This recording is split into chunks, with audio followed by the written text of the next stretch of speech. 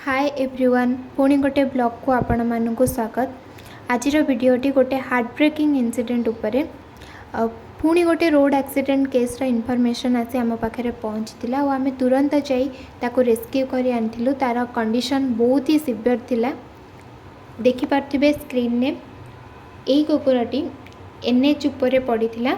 तार accident NH उपरे ही होता। कहीं जड़े ताकू जोर से धक्का देइथिला आउ से एहीपरी भाव में पड़ीथिला। तुरंत तांको सेल्टर को शिफ्ट करा जाइथिला। कंडीशन तार बहुत ही क्रिटिकल अच्छी। टोटाल बॉडी तार सिवियरली भाव में इंजर्ड होइछ एक्सीडेंट पर। ब्लीडिंग भी बहुत जोर से होतिला कंटिन्यू पूरा। देखंतु तार मुंड मुह नाक गोड़ हाथ सब फाटी जाइए आउ ब्लीडिंग भी बहुत जोर से होउची। इमिडिएट ताको आमे ट्रीटमेंट प्रोवाइड करथिलु तार पेन रिलीफ पाई। पुणी थे आपण समस्त को अनुरोध करुच्ची दयाकोरी सुरक्षित भाव में गाड़ी चलांतु जहाद्वारा आपण निजे भी सुरक्षित रे और यहीपरी निरीह प्राणी मानक जीवन भी सुरक्षित रहिबो।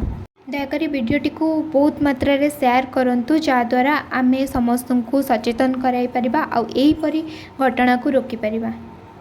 कंडीशन सीरियस थिबारु ताको सलाइन ड्रिपिंग दिया जाइथिला।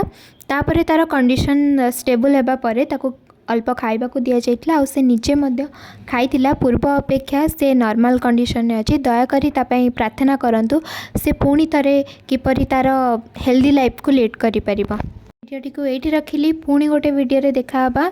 दयाकोरी वीडियोटी को अधिक मात्रा रे शेयर करंतु और लाइक कमेंट शेयर करिया को भूलंतु नहीं।